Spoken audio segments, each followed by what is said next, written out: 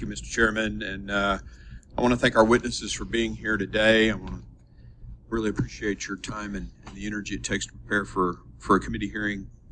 Today's hearing is on a medical phenomenon where individuals infected with COVID experience lingering health conditions that may very well be related to their COVID infection.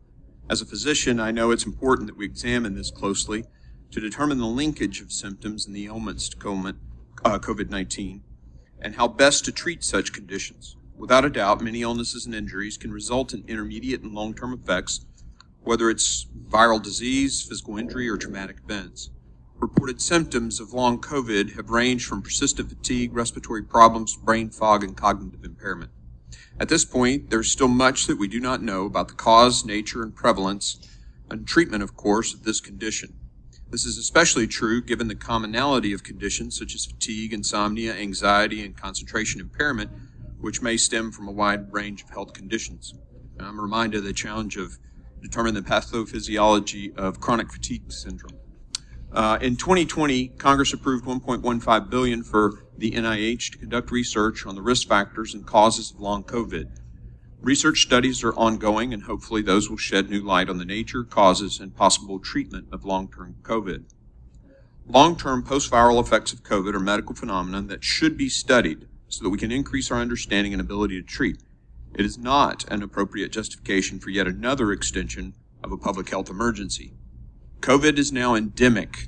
It is an endemic disease, and we need to treat it as such.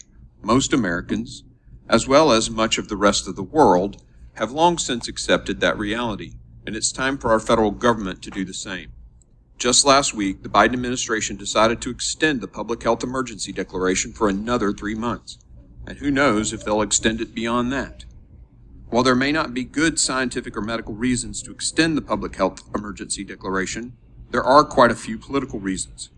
Many of the federal government's pandemic-related waivers, funding, and temporary policy changes will end with the emergency declaration termination. For example, the public health emergency declaration prevents states from removing millions of ineligible recipients from their Medicaid rolls.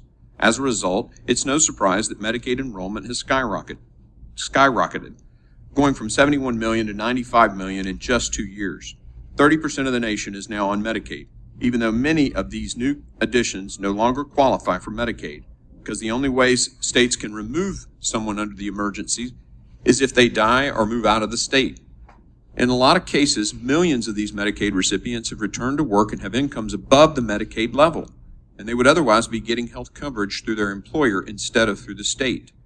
That's 30% of all Americans, because the federal government is telling states that they can't enforce crucial eligibility requirements in their Medicaid programs during the public health emergency as a condition of additional funding.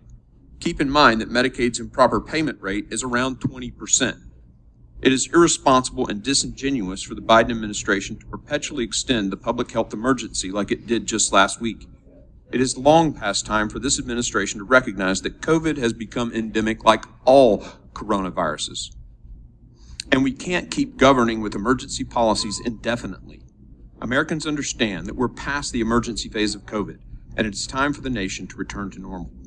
Mr. Chairman, I'd also like to seek unanimous consent to enter 2 articles into the record that I'll discuss during my question period.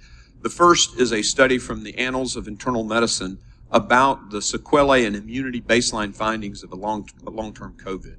I'd like to enter that, if I could, in the record. Without objection.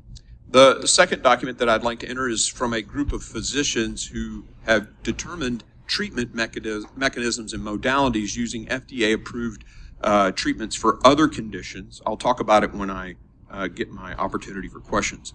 And this mechanism that they're using is external counter pulsation therapy. I'd like to enter that as well. Without objection. Thank you. Thank you, Mr. Chairman. I look forward to our witnesses' comments.